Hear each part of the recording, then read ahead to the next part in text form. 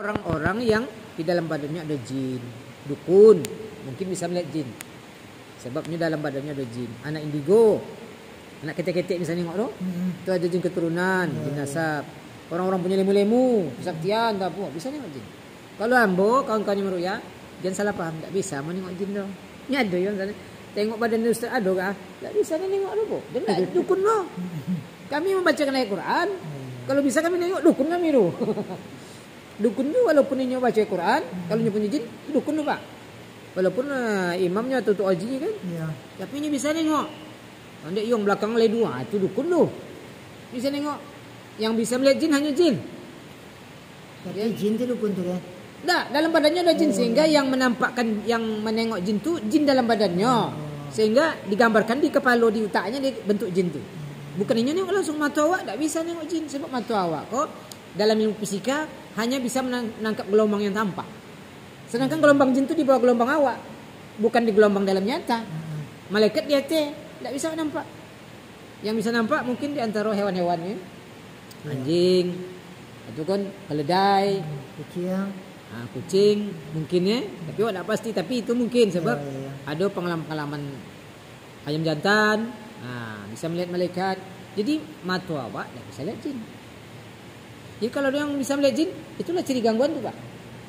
Awalnya orang diganggu jin, memang paling ringannya payah lolok Bu. Itu gangguan awal. Jadi lampai bulan gangguan awal. Mudah-mudahan tak meningkat doh. Ya. Kalau payah lolok, tentu terganggu keseimbangan badan leh, kepikiran pun leh. Meningkat be kodu, nampak melintir-lintir Pak. Tapi tak boleh untuk melintir-lintirnya. Atau dengar suara-suara. Orang tak dengar awak dengar. Itu berarti lah bertambah level tu ya. Coba suruhnya kalau setelah meninggal, basuh nampak adanya kan? Itu tu, berarti lah nampak tu. Awalnya kalau masih ringan samar baru Pak. Sekali-sekalinya. Kalau lah sering, lah jole, itulah kuat sinyal tu. Kalau yang lah memang lah banyak jin di badan, nampak so-dua itu Pak. Yang bentuk jin apa je lah nampak. Jadi di masjid kau kalau orang-orang sihir atau apa kau nampak so-dua itu kan jin macam-macam. Wah, nampak tu kan. Di pasien lain kau nampak lo jin yang mengganggu orang tu deh. Jadi yang bisa melihat jin tu orang yang memang di badannya lah ada jin dan sinyalnya kuat sinyal. Jadi kalau bahasa ambo sinyal. Kalau awak tak ada sinyal tak diganggu jin tu. Contoh sinyal pakai tangkalnya. Tangkal dulu lah membuat sinyal jin di badan awak lu masuk jin leh. Rumah misalnya tanam itu tower lu, tower sih. Tower mengaun lagi. Tak tangkal lu. Jadi gangguan ibu mudah-mudahan masih gangguan awal. Jadi terapinya biasanya yang kami sarankan untuk semua gangguan kesehatan jin ataupun enggak, mandi hujan. Jadi mandi hujan salah satu terapi utama dalam kesembuhan. Dalam ruqyah, jadi awak sobi itu mandi hujan untuk kesembuhan, mandi ruqyah. Jadi hujannya normal siang hari. Bukan di bawah pancuran ya, langsung hujan dari langit. Pengalaman dia. Ya kok di belakang kan semuanya nampak doang. Jadi hujan itu kan air yang turun dari langit. Air di langit itulah disucikan tuh Pak. Allah turunkan hujan liyutahhirukum, menyucikan kalian. Fungsi air hujan Allah turunkan menyucikan semua. Manusia hewan disucikan air hujan. Sehingga sahabat-sahabat Nabi itu kalau dalam perjalanan ditimpa di hujan buka atau tiap paluru Pak. Sengaja mandi hujan. Dan diniatkan untuk itu. Pertama menyucikan dalam surah Al-Anfal ayat 11. Menyucikan kalian. Yang kedua, menghilangkan gangguan setan. Yang ketiga, menguatkan hati. Setan tu paling suka bermain di hati manusia, di jiwa. Yang keempat, meneguhkan pendirian. Jadi air hujan itu luar biasa manfaatnya. Kalau ada orang misalnya tidak dapat keturunan, mandi hujan terapinya. Berdua suami istri. Air hujan ini menumbuhkan. Badan awak kan tanah sebenarnya. Asal penciptaan dari tanah. Air hujan kalau menimpa tanah jadi subur, bibit tumbuh. Tubuh manusia seperti itu. Disuburkan air hujan, mana tahu ada sel-sel yang mati sehingga tidak punya anak. Mandi hujan terapi. Lah banyak yang membuktikan, insyaallah berhasil. Mandi hujan rutin, berdoa supaya dapat keturunan. Kalau untuk sakit kepala lama tahun apa mandi hujan ni. Terapi. Berapa kali? Sesering mungkin. Sebab air hujan tu sangat apa namanya tu? Ibarat apa tu? kalau air hujan yang suci menimpa tubuh yang banyak jin atau penyakit, jatuh ke tanah. Tanah menyerap semua energi negatif. Makanya harus pijak tanah langsung, tidak pakai terompa. Harus langsung di tanah. Jangan di keramik, di batu, di umpui. Tanah. Kalau perlu digali segini tanah rupa setinggi kau dia. Ditimbun tanah. Di kaki tadi. Nah, itu lebih mantap. Di situ atau enggak ya? Ya. Apa yang dibaca ketika itu? Doa sesuai dengan awak permintaan awak, entah minta sembuh, entah minta keturunan. Kemudian membaca ayat ruqyah Al-Fatihah, Al-Ikhlas, Al-Falaq, An-Nas, Ayat Kursi, 2 ayat terakhir Al-Baqarah. Itu. Boleh tambah ayat yang lain. Seluruh ayat Quran bisa diniatkan untuk ruqyah. Memang ada yang khusus misalnya untuk sihir dibaca lo ayat tentang sihir kan. Al-Falaq, An-Nas diantaranya untuk menghancurkan sihir. Ayat kursi diantaranya untuk menghancurkan sarang-sarang jin di badan. Betul. Itu terapinya Bu ya. Dalam buat mandi tadi ya. Ya dibaca. Sudah itu berdoa. Gantinya doa, baca Al-Quran doa. Jadi Al-Fatihah. waktu mandi hujan ni bilo nan rancak Ustaz. Siang. Yang ya. Dan hujannya normal, lobe, semakin lobe semakin lancar. Kalau sore contoh tadi lah di bawah. Sore itu batasnya jam-jam 6 lah Pak, menjelang maghrib kan le. Ini perubahan cuaca lah, sore kan. Maghrib kan tak sehat le. Coba Nanti tadi malam. sekitar jam setengah ompek lah tadi hujan. Sampai masih bisa. Susah ya. Di bawah jam 5 masih sehat. Kalau ambo ambil amannya jam setengah 6 lah. Setengah 6 masih. Tapi kalau jam lewat setengah 6 lah jam 6 jalan. Itulah maghrib yang boleh kan. Kalau kini maghrib jam 6 lah masih. Dingin Pak. Lalu dia yang kata, Cabai lah Pak. Kalau dia hujan kan nak ada. Iya. Coba kan mana tu. Kalau hujannya malam, tentu tak mandi awak dah. Iya. Apa yang awak lakukan kalau hujan malam, ambil ember yang berosnya, tampung ayu tu. Sebanyak. tampung di pencuran dah ya. Nah, itu tak suci dah Pak. Penjuran tu cik coca, cik monci, kari atok Yang suci itu yang dari langit. Jangan kau ni daun apa, pokoknya di tempat terbuka. Ya. Dapat segole lah banyak tu. Jadi apa yang lakukan? Itu sebaiknya dijadikan air ruqyah. Dan terapinya yang kedua yang kami anjurkan minum jus bidara. Daun bidara tentunya. Daun bidara tu ketek-keteknya yang untuk ubek tu daun bidara Arab nama ke aluinya. Daunnya selowe-loweko ya. Kalau yang loweko itu daun bidara India. Dah itu dah. Bidara Arab. Duinya kenek-kenek tajam. Kalau nak tahu tu tengok internet kan. Iya. Ambil 99 lembar. Itu jumlah yang lah kami cuba ya. Pas tu jumlahnya untuk seblender. Blender. Si you kan? Di blender. Nah, setelah di blender 99 lembar tadi dibacakan tadi ayat ya. Yang utama ya kan Al-Fatihah. Ya. Sering-sering diulang semakin bagus. Dan pilih jumlah ganjil, entah 7, entah 10 boleh, entah 7 boleh. Ditambah dengan 5 ayat pertama Al-Baqarah. Itu ketentuan bukan mutlak Pak ya. Boleh dipilih, tapi yang penting Al-Fatihah, kesembuhan. Al-Fatihah, 5 ayat pertama Al-Baqarah, ayat kursi, 2 ayat terakhir Al-Baqarah, Al-Ikhlas, Al-Falaq, An-Nas. Itu aja. Dibacakan, ditiupkan. Setelah itu disaring, dapat segole jadilah. Air yang seblender tadi segole untuk minum dulu. Minimal segole itu habis hari itu. Sisanya dijadikan untuk mandi. Jadi sudah mandi boros ya. Air sisa tadi masuk ke ember lain kan. Itu jadikan mandi ruqyah.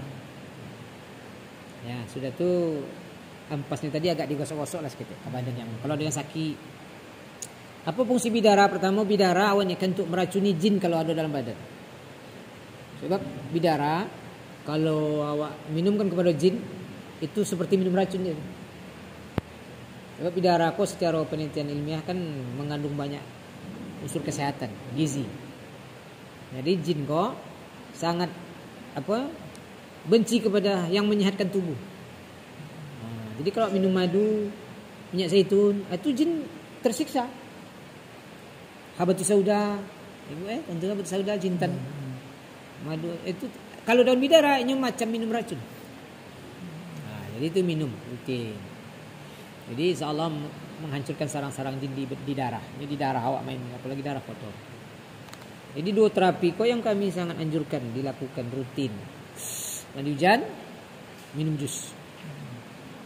Jus itu paling ancak kalau ada kalau ada air zam-zam itu paling ancak.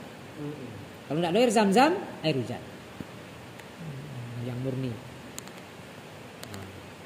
Itu ya. Dia mandi hujan kok ya kalau tidak ada larangan dokter ya. Kalau dilarang dokter atau sedang domom. Dan untuk hujan kok seluruhnya bukan uang sakit aja, anak-anak ancak hujan. Sehat jiwanya. Dulu itu kok jual. Iya, kinian dilarang anak mandi hujan nih kan. Takut domom. Domom itu kan reaksi keluarnya penyakit. Kalau anak sering mandi hujan, insyaallah tubuhnya sehat, jiwanya kuat, cepat hafal Quran. Makanya ada kawan ini punya anak, asal hujan semua anak mandi. Sodo anak, 3 anak semua mandi sodo. Yang kene-kene umur setahun lah semua mandi tu. Semua mandi tu Pak. Lah bantu hujannya lu mandi lo. Iya. Sehat. Apalan copek. Tak sakit. Nah, itulah rahasia air hujan. Nah, itu Ibu ya terapi. Sudah tuh ya di rumah, ya mana tahu ya. Ya. Rumah tuh dulu yang bangun siapa Pak? Awaknya. Lain tak pakai embel-embel. Tak pakai embel-embel enggak? Enggak ada orang. Enggak ada orang. Apalagi yang sempat pakai darah ayam. Wah, itu gawat tuh. Lainnya dulu. Wah, itu embel-embel lah muru. Betawain nama. Itu yang sampai embel-embel. Memang lama adat itu kalau di kampung. Ya, adat tapi bermasalah awak deh. Ah, Apa maknanya tuh Pak ketika itu ya? Makna membasahi dengan darah ayam itu apa makna aku ya? Maknanya mengusir. Itu deh. Itu ya. Kalau bertanya udah awak kan, aku tidak mau kasih itu. Tentu kalau uang itu diperlu nak bahas. Itu buat baso kalau kata awak dengan itu. Ada ayat Quran. Fasolli li rabbika wanhar. Apa arti itu Pak? Surat Al-Kautsar ya. Dan solatlah untuk Rabbmu Allah dan berkorbanlah, menyembelihlah untuk Allah.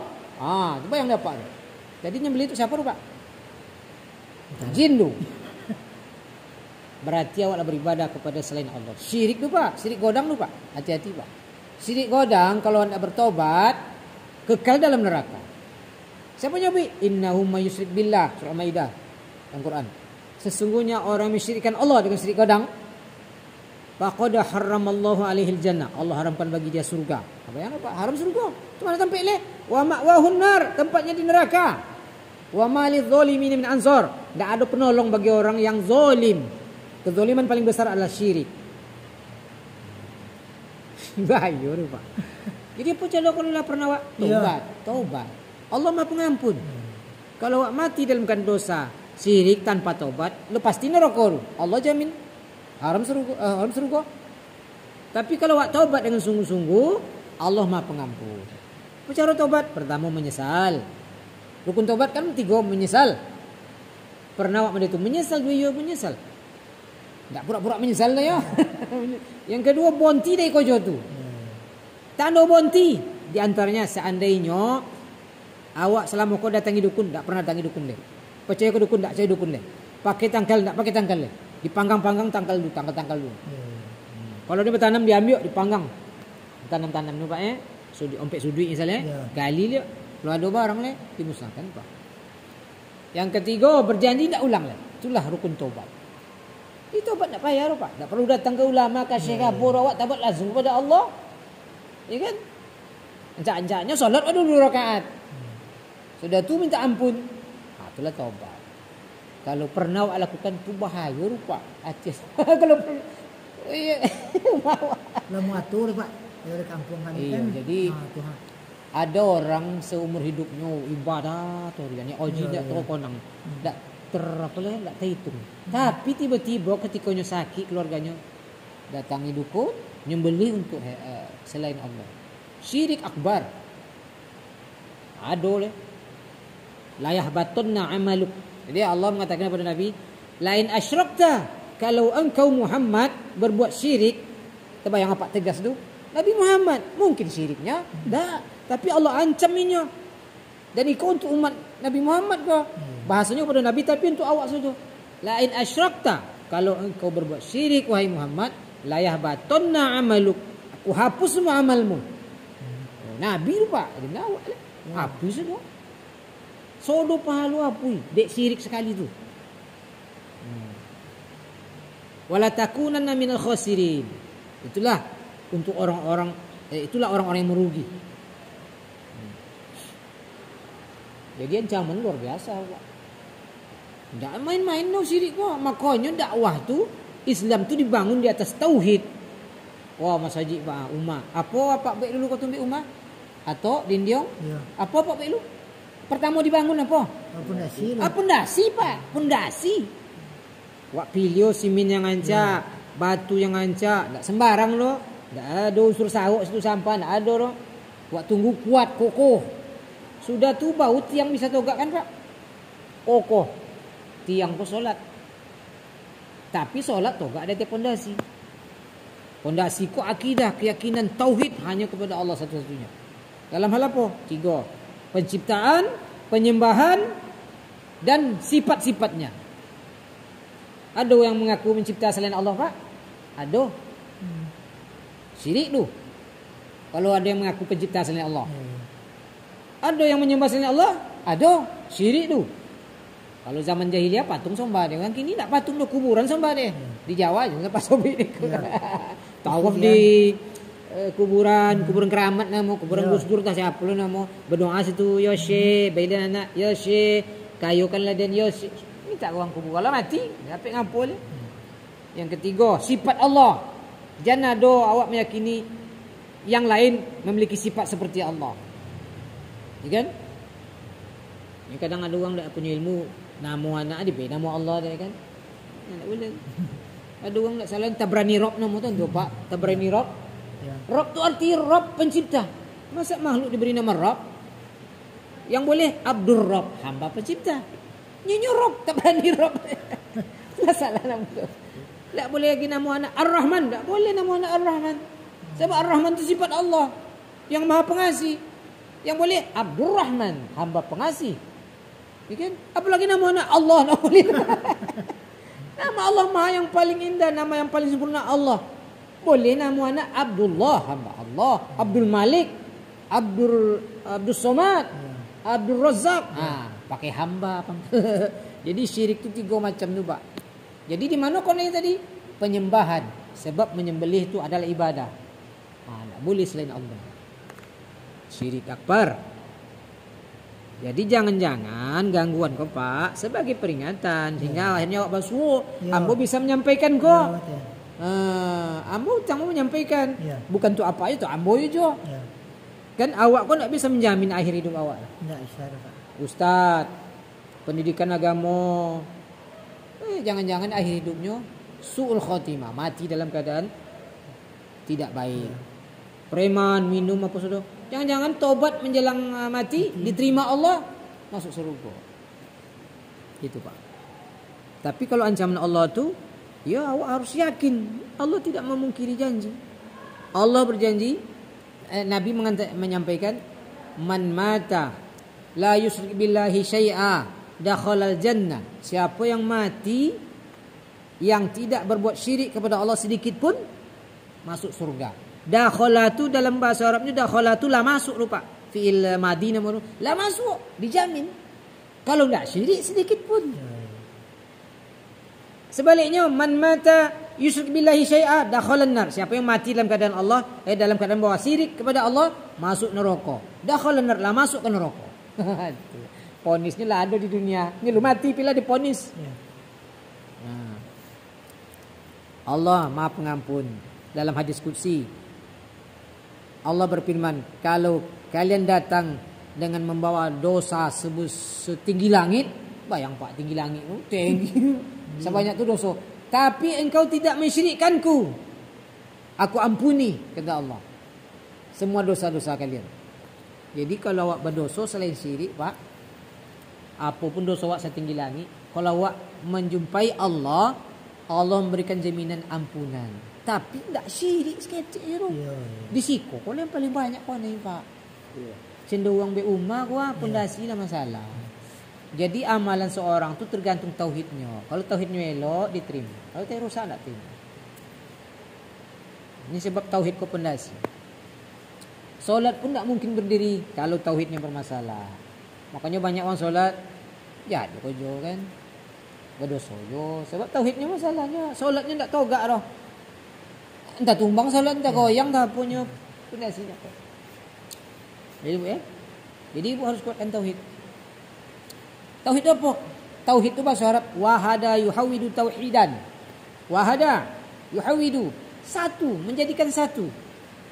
Hanya Allah, tidak ada yang lain. Dalam 3 hal tadi konang Ibu. Penciptaan, penyembahan, sifat nama dan sifat Allah. Itu pelajaran tauhid akidah. Jadi kalau tauhid awak kuat, kalau ada jin cuba masuk ke tubuh orang yang tauhidnya kuat, tidak akan tahan apa? Kepanasan. Sebab tauhid itu cahaya. Setan itu kegelapan. Lampu kok tu siang tawang air tak nampak nak tawang dah Pak. Kalau siang tadi. Ya. Kini apa nak tawang? Yalah golok. Semakin golok semakin tawang. Jadi setan semakin godang setan, semakin kuat sihir. Kalau tauhid awak kuat, makin tawang cahaya. Tak tolok lokek. Jadi gangguan jin, sihir atau ain itu seandainya tauhid seseorang kuat, tidak pengaruh. Semakin uang menyantet nihir mak senuang nendang bola ke dinyok. Makin loju balik. Jadi uang kirim sihir, santet itu tidak sembarang doh. Kalau kan membalik ke inyonya, tak amu dah. Jadi wanita memang lebih mudah diganggu jin. Sebab apa? Pertama wanita jiwanya lebih lemah daripada laki-laki. Yang kedua wanita itu ada kalanya inyo tidak bisa maksimal beribadah sekali sebulan. Ya. Jadi wanita itu memang harus banyak berzikir. Zikir pagi sore jangan tinggal. Ibu zikirnya pagi sore apa yang Bu baca? Sahabatnya. Yang diajarkan Nabi. Ya. Jangan karang-karang wak suang. Ya. Kalau mau tanya Pak, ube ada yang tidak elok Pak? Ube? Tidak ada. Elok sudah kan? Ya. Tapi boleh wak sembarang makannya? Nah, siapa yang tentu dosisnya? Ya, dokter. Agama kau dituju Nabi dokter. Tidak solo dibaca loh pagi loh. Nyo Nabi lah tentukan dosis. Nyo ada yang nongkau Pak. Apa salah? Kan lebih badarnya. Iya. Kalau disolang uang yang cilok, kalau solang uang pun nyo dosisnya Allah jangan buat suang. Iya. Nah, tuh. Kalau sudah Nabi buat, tak suruh jangan buat. Yang mana mandai? Apa zikir pagi dan sore?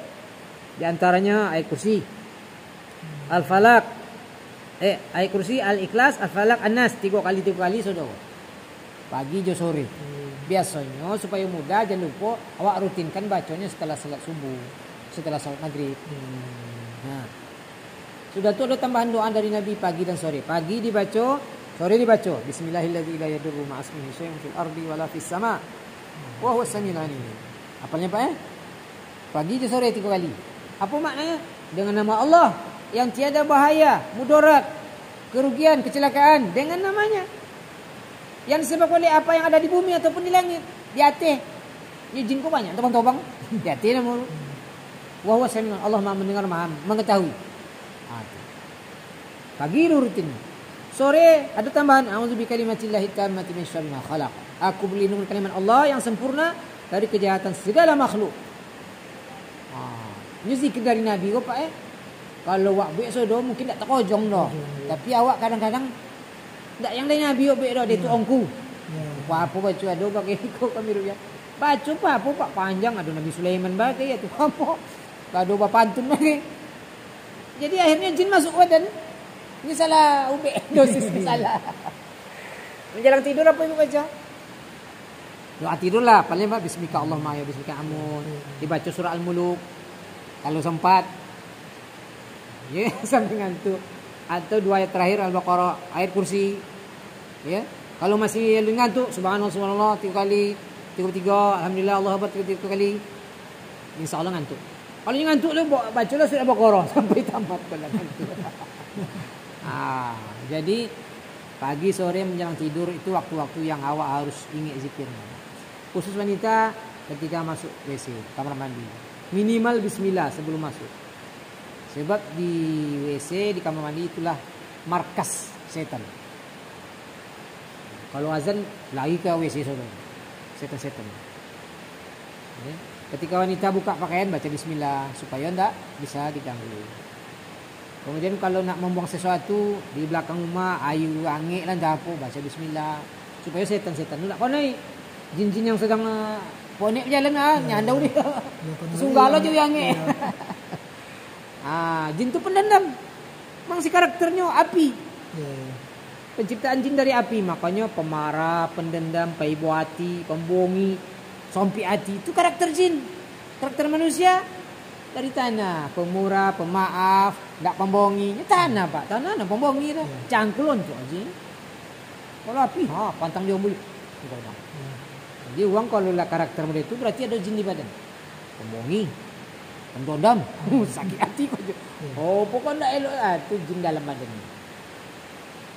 Jadi jin itu begitu. Jadi awak dengan bismillah, dengan nama Allah dilindungi dari gangguan. Walaupun tak sengaja awak, dia setan itu ganggu. Tak sengaja awak dia baliknya. Walaupun awak tak sengaja. Gitu ya. Jadi kalau untuk